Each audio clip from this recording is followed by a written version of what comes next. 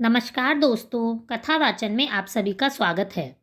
इस वीडियो में हम आपको उत्पन्ना एकादशी कब है, इसके पारण का समय क्या है और इस दिन आपको किस तरह से पूजा करनी चाहिए, ये सभी बातें बताएंगे। अगर आपने अभी तक इस चैनल को सब्सक्राइब नहीं किया है तो प्लीज़ इस वीडियो को लाइक और चैनल को सब्सक्राइब करना ना भूलें और बेल बटन भी ज़रूर दबाएं। हमारे सभी व्रतों में एकादशी का व्रत सबसे खास माना जाता है। मार्गशीर्ष महीने की कृष्ण पक्ष की एकादशी को उत्पन्ना एकादशी कहा जाता है। एकादशी व्रत का संबंध भगवान विष्णु से होता है, इसलिए इस दिन विधि विधान से भगवान विष्णु की पूजा की जाती है। इस साल उत्पन्ना एकादशी का व्रत रविवार 20 नवंबर को किया जाएगा। इस दिन एकादशी की तिथि 19 नवंबर को सुबह 10:29 से शुरू होकर 20 नवंबर को सुबह 10:41 तक रहेगी। उदया तिथि 20 नवंबर को होने के कारण एकादशी 20 नवंबर को ही की जाएगी। एकादशी के व्रत का पारण द्वादशी के दिन किया जाता है, इसलिए 21 नवंबर को पारण का समय सुबह 6:48 से लेकर सुबह 8:56 तक रहेगा। एकादशी का व्रत बहुत पवित्र होता है और एकादशी के व्रत में कुछ नियमों का विशेष ध्यान रखा जाता है। इस व्रत के नियम जानने के लिए आप ऊपर दिए गए आई बटन पर क्लिक करके देख सकते हैं। उत्पन्ना एकादशी का व्रत करने वालों को उनके पूर्व जन्म के पहले के और वर्तमान जन्म के दोनों के पाप मिट जाते हैं।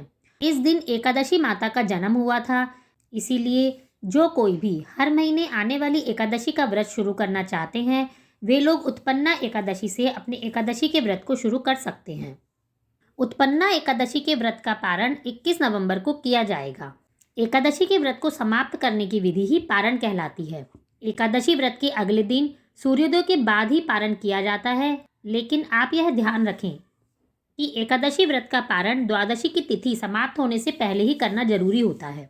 यदि द्वादशी की तिथि सूर्योदय से पहले ही समाप्त हो जाती है तो एकादशी के व्रत का पारण सूर्योदय के बाद ही किया जाता है। एकादशी का व्रत दशमी की तिथि से सूर्यास्त के बाद से शुरू होता है। वहीं एकादशी के व्रत का समापन द्वादशी की तिथि पर किया जाता है, इसलिए उत्पन्ना एकादशी के व्रत में आप नियमों का ध्यान जरूर रखें। ऐसे में दशमी तिथि पर सूर्यास्त से पहले ही आप भोजन कर लें और इस दिन तामसिक भोजन से परहेज करें और सात्विक और हल्का आहार खाना चाहिए। अगले दिन यानी एकादशी के दिन सुबह उठकर आप अपने घर के मंदिर में जाइए, स्नान आदि करके अपने व्रत का संकल्प लीजिए। इसके बाद भगवान विष्णु का पूजन करें, उन्हें पुष्प, जल, धूप, दीप, अक्षत आदि उन्हें अर्पित कीजिए और फिर भगवान को आप फलों का भोग लगाइए और समय समय पर भगवान विष्णु का सुमिरन भी करते रहिए। इस दिन हो सके तो आप विष्णु सहस्त्रनाम का पाठ भी जरूर करिए। रात में पूजन के बाद जागरण भी जरूर करना चाहिए। अगर हो सके तो आप आधा घंटा 1 घंटा भजन आदि भी गा सकते हैं। अगले दिन यानी द्वादशी के दिन आपको व्रत का पारण करना चाहिए, जो कि सूर्योदय के बाद किया जाता है। उससे पहले आप किसी ज़रूरतमंद व्यक्ति को या ब्राह्मण को भोजन और दान दक्षिणा देना चाहिए। अगर आपको कोई ऐसा व्यक्ति ना मिले तो आप मंदिर में भी किसी ब्राह्मण के निमित्त भोजन आदि का सामान भेज सकती हैं। इसके बाद आप स्वयं भोजन करके अपना व्रत खोल लीजिए। जो कोई भी उत्पन्ना एकादशी का व्रत पूरे विधि विधान के साथ करता है उसे सभी तीर्थों का फल मिलता है और व्रत रखने वाले भी अपने मोह माया से मुक्त हो जाता है और अपने पुण्य के प्रभाव से उसे विष्णु लोक में स्थान मिलता है।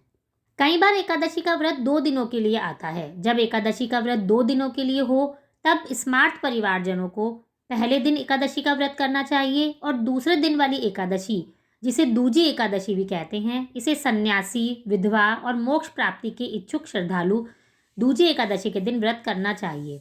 आप सभी को एकादशी के व्रत की बहुत बहुत शुभकामनाएं। धन्यवाद।